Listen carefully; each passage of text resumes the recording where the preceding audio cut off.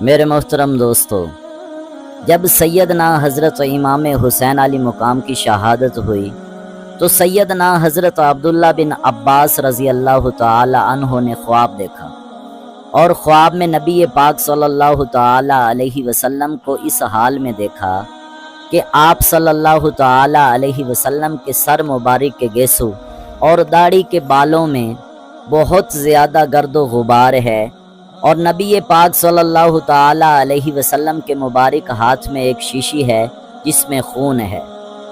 تو سیدنا حضرت عبداللہ بن عباس رضی اللہ تعالی عنہ نبی پاک صلی اللہ تعالی علیہ وسلم کو اس حالت میں دیکھ کر عرض کرنے لگے، یا رسول اللہ صلی اللہ تعالی علیہ وسلم، میرے والدین آپ پر فدا ہو جائیں، آقا آپ اس حال میں؟ تو میرے نبی نے ارشاد فرمایا، اے عبداللہ، میری امت نے آج میرے حسین کو بے دردی سے شہید کر دیا ہے، اور میرے ہاتھ میں جو شیشی ہے اس میں میرے بیٹے حسین اور ان کے ساتھیوں کا خون ہے، جس کو لے کر میں اللہ کی بارگاہ میں جاؤں گا اور جا کے اللہ سے قتل حسین کا سوال کروں گا۔ اللہ اکبر، میرے نبی جس مقدمے کے گواہ ہوں تو پھر ظالم کے بچ نکلنے کی کوئی جگہ نہیں ہے۔ سیدنا حضرت عبداللہ بن عباس رضی اللہ تعالی عنہ جب خواب سے بیدار ہوئے تو پڑھا، انا للہ و انا الیہ راجعون، لوگوں کو جمع فرمایا اور ارشاد فرمایا، لوگوں، امام حسین علی مقام کو شہید کر دیا گیا ہے۔ لوگوں نے عرض کیا، آپ کو کیسے پتہ چلا؟ تو آپ نے سارا خواب سنایا۔ پھر اس خواب کے 20 دن بعد سیدنا حضرت امام حسین علی مقام کی شہادت کی خبر آئی۔ جب حساب لگایا گیا تو سیدنا حضرت عباس رضی اللہ تعالی عنہ نے جس دن خواب دیکھا تھا، پتہ چلا کہ اسی دن ہی سیدنا حضرت امام حسین علی مقام اور آپ کے ساتھیوں کی شہادت ہوئی۔ پھر حضرت سلمہ رضی اللہ تعالی عنہ فرماتی ہیں کہ میں ام المومنین سیدہ ام سلمہ رضی اللہ تعالی عنہ کے پاس آئی تو آپ رو رہی تھیں۔ میں نے رونے کا سبب پوچھا تو انہوں نے بتایا کہ میرے خواب میں نبی پاک صلی اللہ تعالی علیہ وسلم تشریف لائے، اور یہ خواب بھی اسی طرح تھا جس طرح سیدنا حضرت عبداللہ بن عباس رضی اللہ تعالی عنہ نے خواب دیکھا۔ نبی پاک صلی اللہ تعالی علیہ وسلم کے سر مبارک اور داڑھی مبارک میں گرد و غبار تھا۔ حضرت ام سلمہ عرض کرتی ہیں، یا رسول اللہ صلی اللہ تعالی علیہ وسلم، میرے والدین آپ پر قربان جائیں، یہ مٹی آپ کے سر اور داڑھی مبارک پہ کیسے لگی؟ تو آپ صلی اللہ تعالی علیہ وسلم نے فرمایا، اے ام سلمہ، میرے بیٹے حسین کو میری امت نے بے دردی سے شہید کر دیا ہے، اور جس میدان کربلا میں میرے بیٹے حسین کو شہید کیا گیا ہے، میرے سر اور میری داڑھی پہ جو مٹی دیکھ رہی ہو، یہ اسی میدان کربلا کی مٹی ہے۔ اور آپ صلی اللہ تعالی علیہ وسلم کے ہاتھوں میں ایک شیشی تھی، اس میں خون تھا۔ میں نے پوچھا، یا رسول اللہ صلی اللہ تعالی علیہ وسلم، آقا یہ خون کس کا ہے؟ تو آپ نے فرمایا، یہ خون میرے بیٹے حسین اور ان کے ساتھیوں کا ہے، جس کو میں خالق کائنات کی بارگاہ اقدس میں لے کے جا رہا ہوں۔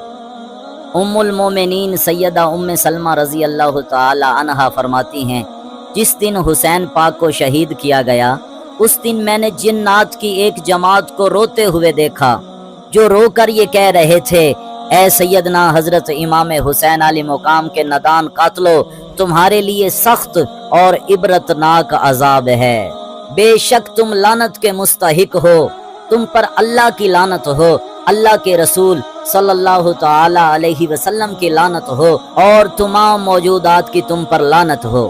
سیدہ ام سلمہ رضی اللہ تعالی عنہا بھی سیدنا حضرت امام حسین علی مقام کے قاتلوں پہ لعنت فرمایا کرتی تھیں۔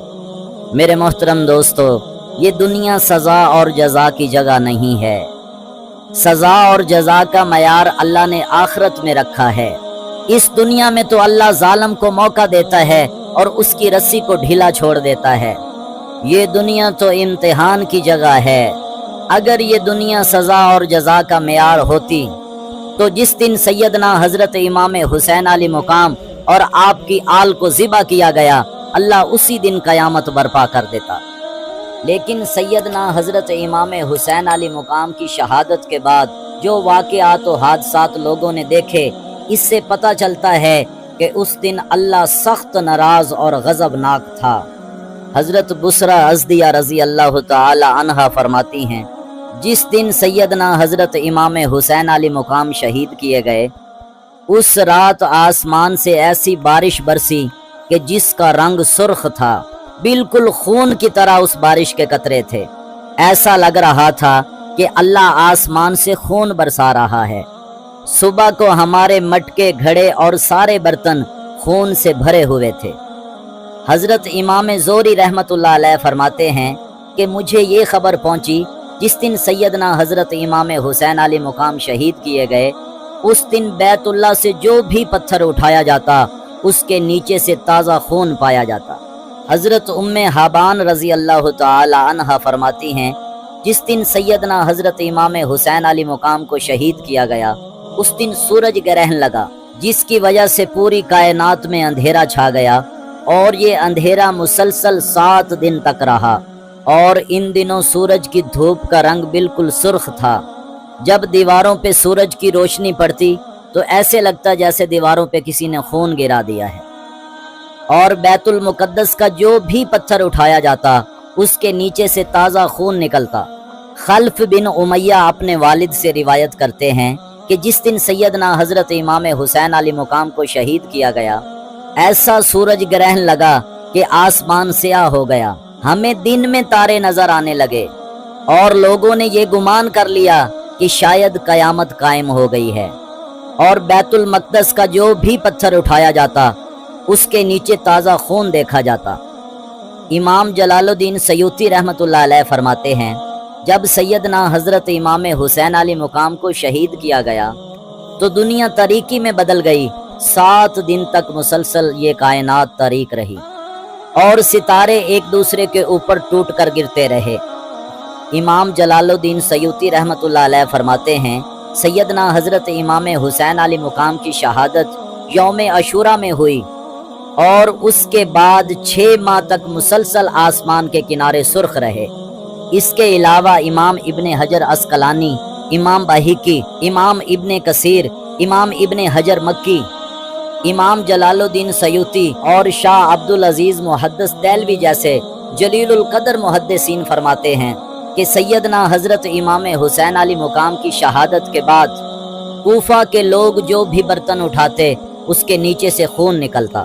کوفہ میں رہنے والے لوگوں میں بے چینی اور بے قراری نظر آتی، کوفیوں کا سکون ختم ہو گیا تھا، اور کوفہ آباد ہوتے ہوئے بھی ایسے لگتا تھا کہ اس کو اللہ نے صفحہ ہستی سے مٹا دیا ہے۔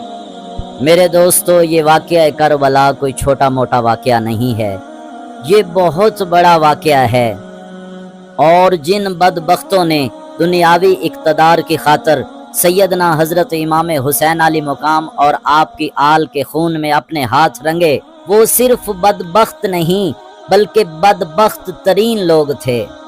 وہ وقت دور نہیں ہے جب قیامت کا دن ہوگا اور سیدہ طیبہ طاہرہ حضرت فاطمہ الزہرا سلام اللہ علیہا سیدنا حضرت امام حسین علی مقام کا سر اقدس لے کے خالق کائنات کی بارگاہ اقدس میں حاضر ہوں گی اور انصاف مانگیں گی۔ جب سیدہ کائنات روز محشر میں تشریف لائیں گی تو ندا دی جائے گی، سارے انسان، سارے جنات، سارے فرشتے اپنے اپنے سروں کو جھکا لیں، آج محمد صلی اللہ تعالی علیہ وسلم کی بیٹی اپنے بیٹے حسین کے لیے انصاف مانگنے آ رہی ہیں۔ یہ دنیا کی عدالتیں نہیں ہیں جو بک جاتی ہیں، یہاں تو جھوٹ بھی چلتا ہے، فریب بھی چلتا ہے، لیکن وہ عدالت میرے اللہ کی ہے۔